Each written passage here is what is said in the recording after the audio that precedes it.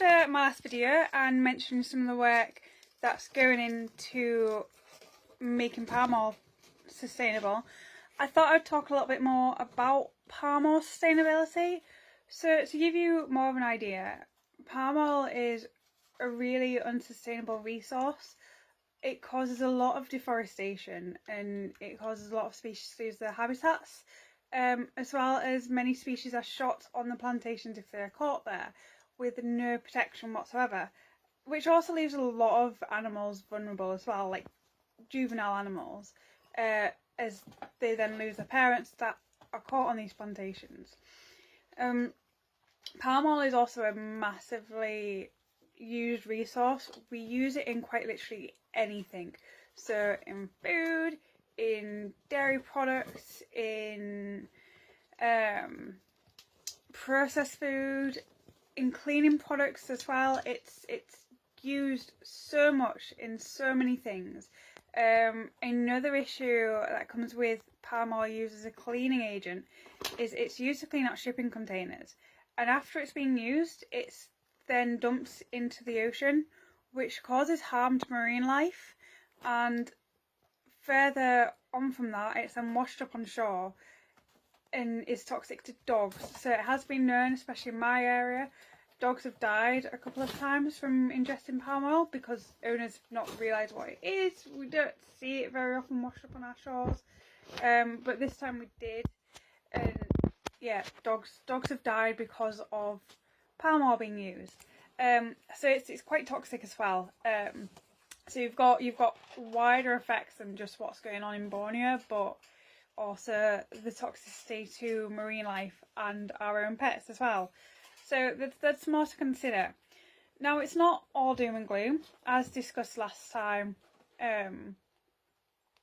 Sorry, I have my rats out whilst I'm doing this video as well. They're not scary or anything, so I hope it doesn't put any of you off. But here's one of my boys, Skipper, just thought I'd show you. So anyway, yeah, this is Sky, that's behind me, if any of you are wondering. Yeah. So, as discussed last time, there are efforts going into trying to make palm oil more sustainable. With some plantations, as discussed last time as well, do give some land back to these organisations so they can use it for conservation purposes and give animals a home, which is really important.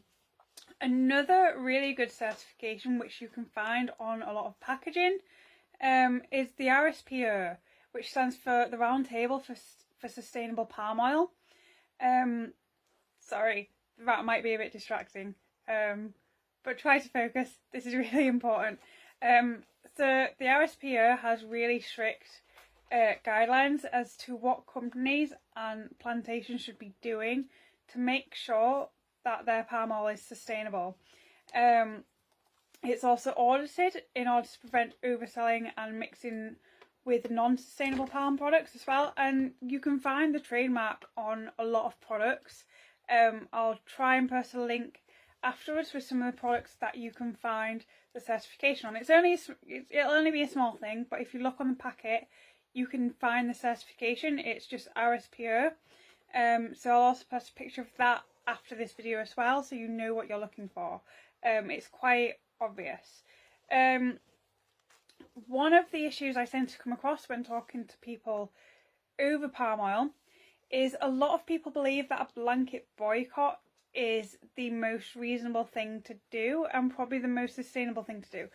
But that's not necessarily true. If you completely boycott palm oil altogether, it affects the urban workers that work on these plantations.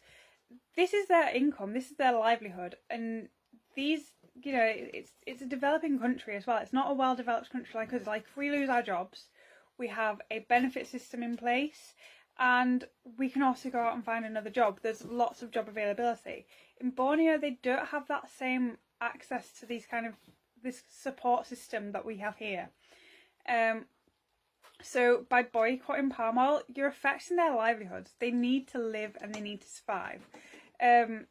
The other issue as well with a complete blanket boycott on palm oil is something else has to take its place. We'll then start to use another resource, which will then have to be mass produced.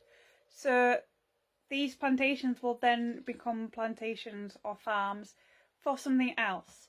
And when there's so much work that has already gone in and so much money, effort that's already gone in to try and make as many plantations as sustainable as possible, if consumerism changes to a different resource, then when they start to use this other resource to produce, all that effort, all that money, all that education, it will have gone to waste, as the new resource will then be unsustainable because they won't know how to be sustainable in that area. As at the moment they've only taught how to specifically make palm oil sustainable, whereas it's not always necessarily easy for people that aren't educated to transfer those skills and that education to make a new resource sustainable. So it's really important to shop sustainable palm oil rather than a blanket boycott on it. Another thing to note as well is not every item you buy that uses sustainable palm oil actually pays for the certification, the RSPO certification for it. Some products do use sustainable palm oil, but you won't find the logo.